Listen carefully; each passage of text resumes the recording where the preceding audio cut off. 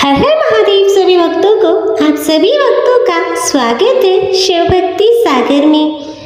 भगवान श्री हरि नारायण की कृपा आप और आपके समस्त परिवारजनों पर सदैव बनी रहे। हर हर महादेव। भगवान जगन्नाथ की जय। प्रिय भक्तों, आप और आपके समस्त परिवार को जगन्नाथ यात्रा की ढेरों शुभकामनाएं। भगवान जगन्नाथ जी की कृपा आप और आपके समस्त परिवार पर सदैव बनी रहे। भक्तों, आज हम श्रवण करेंगे जगन्नाथ मंदिर की एक बहुत ही पौराणिक कथा। तो चलिए सुनते हैं। तो आप सभी भक्तजन इस कथा को भगवान श्री जगन्नाथ के चरणों का ध्यान करते हुए बड़ी ही श्रद्धा और प्रसन्न चित्त मन से ध्यानपूर्वक सुनिएगा। तो सभी बोलिए प्रेम से भगवान जगन्नाथ जी की जय। माना जाता है कि भगवान विष्णु जब चारों धामों पर बसे अपने धामों की यात्रा करते हैं तो हिमालय की ऊंची चोटियों पर बने अपने धाम बद्रीनाथ में स्नान करते हैं और पश्चिम में गुजरात के द्वारिका में वस्त्र पहनते हैं और पुरी में भोजन करते हैं और दक्षिण में रामेश्वरम में विश्राम करते हैं। द्वापर के बाद भगवान कृष्ण पुरी में निवास करने लगे और बन गए जगत के नाथ अर्थात जगन्नाथ। पुरी का जगन्नाथ धाम चारों धामों में से एक है। यहाँ भगवान जगन्नाथ बड़े भाई बलभद्र और बहन सुभद्रा के साथ विराजते हैं। हिंदुओं के प्राचीन और पवित्र 7 नगरियों में पुरी उड़ीसा राज्य के समुद्र तट पर बसा है। जगन्नाथ मंदिर में भगवान विष्णु के 8वें अवतार भगवान श्री कृष्ण को समर्पित है। भारत के पूर्व में बंगाल की खाड़ी में पूर्वी छोर पर बसी पवित्र नगरी पुरी उड़ीसा की राजधानी भुवनेश्वर से थोड़ी ही दूर पर है। आज उड़ीसा प्राचीन काल में उत्कल प्रदेश के नाम से जाना जाता था। यहाँ देश की समृद्ध बंदरगाहें थीं जहाँ जावा, सुमात्रा, इंडोनेशिया, थाईलैंड और अन्य कई देशों की बंदरगाहों के रास्ते व्यापार होता था और पुराणों में इसे धरती का वैकुंठ कहा गया है। यह भगवान विष्णु के चारों धामों में से एक है। इसे श्री क्षेत्र, श्री पुरुषोत्तम क्षेत्र, शाक क्षेत्र, नीलांचल क्षेत्र, नीलगिरी और श्री जगन्नाथपुरी भी कहते हैं। यहाँ लक्ष्मीपति भगवान विष्णु ने तरह तरह की लीलाएं की थी। ब्रह्म और स्कंद पुराण के अनुसार यह भगवान विष्णु पुरुषोत्तम नील माधव के रूप में अवतरित हुए थे और सब जनजाति के परम पूज्य देवता बन गए। सब जनजाति के देवता होने के कारण यहाँ भगवान जगन्नाथ का रूप कबीलाई देवताओं की तरह है। पहले कबीले के लोग अपने देवताओं की मूर्तियों को काष्ठ से बनाते थे। भगवान जगन्नाथ के मंदिर में सब जनजाति के पुजारियों के अलावा ब्राह्मण पुजारी भी हैं। ज्येष्ठ पूर्णिमा से आषाढ़ पूर्णिमा तक सब जाति के दैतापति जगन्नाथ सारी रीतियां करते हैं। पुराण के अनुसार नीलगिरी में पुरुषोत्तम हरि की पूजा की जाती है। पुरुषोत्तम हरि को यहाँ भगवान राम का रूप माना गया है।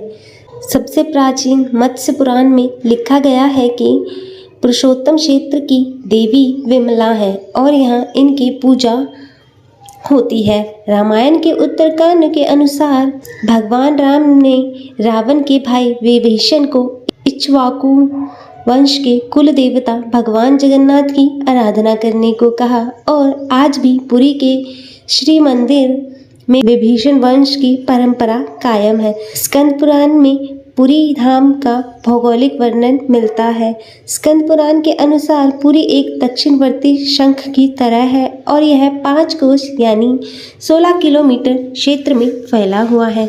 माना जाता है कि इसका लगभग 2 कोस क्षेत्र बंगाल की खाड़ी में डूब चुका है और इसका उदर है समुद्र की सुनहरी रेत जिसे महोदधि का पवित्र जल धोता रहता है।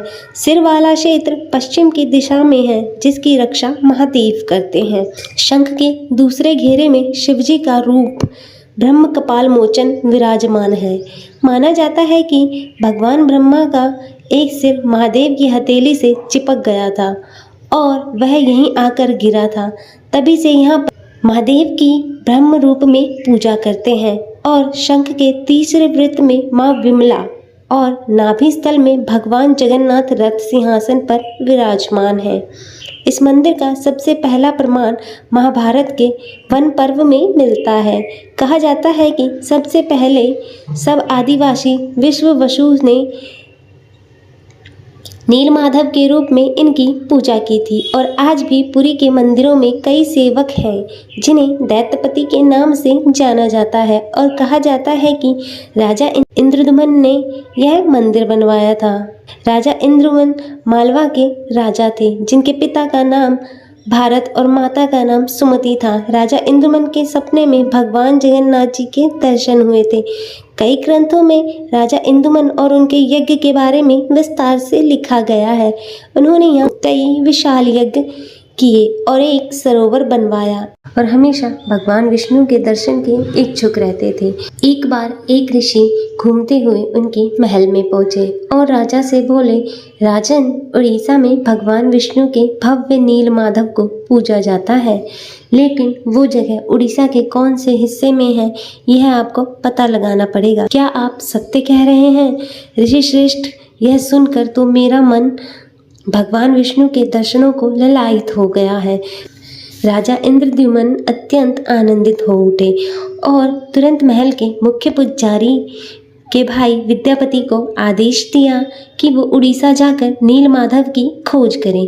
राजा के आदेश अनुसार विद्यापति उड़ीसा भ्रमण करने निकल पड़ी। बड़ी लंबी यात्रा करने के बाद जब विद्यापति उड़ीसा पहुँचे तब उन्हें उनके कुछ गुप्तचरों के माध्यम से पता चला कि सबरन के मुखिया विश्ववासु एक गुप्त गुफा के अंदर नीलमाधव की पूजा करते हैं। विद्यापति विश्वासु के पास गए और बोले, कृपा करके आप मुझे देव पूजा का स्थान दिखा दीजिए। मैं विश्वास के साथ यहाँ आया हूँ। नहीं नहीं, मैं तुम्हें उस स्थान पर नहीं ले जा सकता, मुझे माफ़ करो। अब मैं क्या करूं? यदि मैं ऐसे ही वापस गया तो महाराज को क्या जवाब दूंगा? मुझे कोई और रास्ता ढूंढना होगा। विद्यापति उस गांव में ही रुक गया। कुछ दिनों में विद्यापति को विश्ववासु की बेटी ललिता से प्रेम हो गया और दोनों ने शादी भी कर ली। शादी के कुछ दिनों पश्चात विद्यापति ने अपनी पत्नी ललिता से कहा, सुनो, क्या तुम नीलमाधव की सिर्फ एक झलक दिखाने के लिए अपने पिता से अनुरोध कर सकती हो? तुम्हारे पिता तुम्हारी बात नहीं टालेंगे। इस पर उसकी पत्नी ने कहा, पिताजी को आने दो, मैं बात कर लूँगी। ललिता अपने पिता से बात करती है और उसके पिता कहते हैं कि मेरी एक शर्त है। विद्यापति मेरे साथ आंखों पर पट्टी बांधकर जाएगा। विद्यापति शर्त मान लेता है, पर वो बड़ी ही चालाकी से अपने हाथ में कुछ सरसों के दाने ले जाता है और गुप्त गुफा तक पहुंचने के रास्ते को याद रखने के लिए रास्ते में सरसों के दाने गिराते हुए जाता है। गुप्त गुफा में पहुंचने के बाद जब विद्यापति ने नीलमाधव की दिव्य छवि को देखा तो वह उन्हें देखता ही रह गया। विद्यापति ने अपने प्यारे भगवान के दर्शन किए और तुरंत निकल पड़े। जब राजा इंद्रद्युम्न ने विद्यापति के साथ गुप्त गुफा में पहुंचे तब उन्हें वहां कुछ नहीं दिखा। नीलमाधव अंतर्ध्यान हो चुके थे। तब महाराज बोले, यहाँ पर तो कोई भी नहीं है। प्रभु कहाँ गए? महाराज, मैंने यहीं उनके दर्शन किए थे, पर अब वो यहाँ से अंतर्ध्यान हो चुके हैं, ऐसा विद्यापति ने कहा। राजा इंद्रद्युम्न ने निराश होकर महल लौट गए और उसी रात सपने में भगवान विष्णु आए और बोले, राजन, तुम पुरी की समुद्र तट पर जाओ। वहाँ तुम्हें एक लकड़ी का लट्ठा मिलेगा जो पानी में तैर रहा होगा। उसे लेकर आओ और उस लकड़ी से मूर्ति का निर्माण करा। राजा इंद्रद्युम्न ने इस आदेश का पालन किया और वह पुरी के समुद्र तट पर पहुंच गया और वहां उसे सचमुच में एक लकड़ी का लट्ठा पानी में तैरता हुआ दिखाई दिया। लेकिन राजा की कई कोशिशों के बावजूद भी कोई उसे लकड़ी के लट्ठे को उठा नहीं पा रहा था। अंत में कबीले के सरदार विश्ववासु की सहायता से उस लकड़ी के लट्ठे को महल में लाया गया, परंतु उस लकड़ी के लट्ठे से कोई भी कारीगर नीलमाधव की छवि तराश नहीं पा रहे थे। अंततः उन्होंने कहा, महाराज, हमारे लिए यह कार्य करना असंभव है। हम इस लकड़ी के लट्ठे से कोई भी मूर्ति तराश नहीं सकते।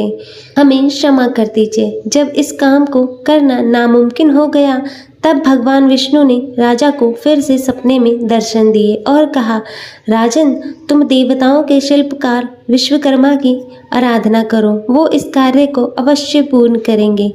भगवान विष्णु के कहने पर इंद्रद्युम्न ने देवताओं के शिल्पकार भगवान विश्वकर्मा की आराधना की। तब विश्वकर्मा सबके समक्ष एक बूढ़े के रूप में प्रकट हुए और राजा इंद्रद्युम्न से बोले, राजन, मैं आपको विश्वास दिलाता हूँ कि कुछ ही दिनों में मैं तराश कर मूर्तियाँ तैयार कर दूंगा, लेकिन मेरी कुछ शर्तें हैं। इस पर राजन बोले, जी प्रभु, बताइए, मुझे आपकी सभी शर्तें मंजूर हैं। इस पर शिल्पकार ने कहा, मैं भगवान श्री विष्णु की मूर्ति को 21 दिन में बनाकर तैयार कर दूंगा और मैं यह कार्य अकेले में एक कक्ष में बंद रहकर करूंगा। अगर किसी ने मेरा कार्य पूरे होने से पहले कक्ष के द्वार को खोला तो मैं कार्य को अधूरा छोड़कर चला जाऊंगा। इस पर राजन ने कहा, मुझे आपकी सारी शर्तें मंजूर हैं, कृपा करके आप कार्य को आरंभ कीजिए। और फिर भगवान विश्वकर्मा ने कक्ष के द्वार बंद कर लिए और अपने कार्य में लग गए। लोगों को उस कमरे से सिर्फ आरी, हथौड़े, छीनी की इत्यादि की आवाजें सुनाई देती थी, लेकिन 15 दिनों बाद जब रानी गुंडीचा को कमरे से कोई भी आवाज नहीं सुनाई दी, तब वो घबरा गई और राजा इंद्रद्युम्न से बोली, जिस कक्ष में मूर्ति बनाने का कार्य चल रहा था वहां से कोई भी आवाज नहीं आ रही है। कहीं उस कारीगर की भूख प्यास के कारण मृत्यु तो नहीं हो गई है। आप एक बार कक्ष खोलकर देख लीजिए, कहीं हमारे सर पर कोई पाप न लग जाए। इस पर राजा बोले, पर महारानी, शिल्पकार ने हमें यही शर्त रखी थी कि 21 दिन से पहले उस कक्ष के द्वार को न खोला जाए, कहीं कोई अनहोनी हो गई तो। इस पर रानी बोली, महाराज, ऐसे में भी तो हम चिंता में हैं, कक्ष को खोले बिना तो कुछ पता नहीं चलेगा। रानी गुंडीचा ने इंद्रद्युम्न से कक्ष के द्वार को खोलने की जिद की। आखिर में कक्ष के द्वार को खोला गया और राजा इंद्रद्युम्न के ऐसा करते ही बूढ़ा कारीगर बने भगवान विश्वकर्मा गायब हो गए और अपने पीछे आधी 3 बनी मूर्ति छोड़कर राजा इंद्रद्युम्न को छोड़कर चले गए। राजा इंद्रद्युम्न को इस बात का बहुत ही दुख पहुंचा कि उन्होंने विश्वकर्मा की बात को नहीं माना और उनकी शर्त व नियम तोड़ दिए। इसी कारण प्रभु जगन्नाथ के हाथ और पांव आधे बने हुए हैं, जिसमें भगवान नील माधव और उनके भाई के छोटे छोटे हाथ बने थे, लेकिन उनकी टांगें नहीं बनी थी, जबकि सुभद्रा के हाथ पांव बने ही नहीं थे। तब राजा ने भगवान की इच्छा मानकर इन्हीं अधूरी मूर्तियों को स्थापित कर दिया, जो आज जगन्नाथ मंदिर के नाम से प्रसिद्ध है, जहां श्री कृष्ण भगवान जगन्नाथ के रूप में बड़े भाई बलराम और छोटी बहन सुभद्रा के साथ विराजमान है। प्रिय भक्तों, मैं आशा करती हूँ आपको यह आज की कथा पसंद आई होगी। यदि वीडियो अच्छी लगी हो तो इसे लाइक करें, ज़्यादा से ज़्यादा शेयर करें और कमेंट में जय भगवान जगन्नाथ के ज़रूर लिखें और चैनल को सब्सक्राइब करना ना भूलें।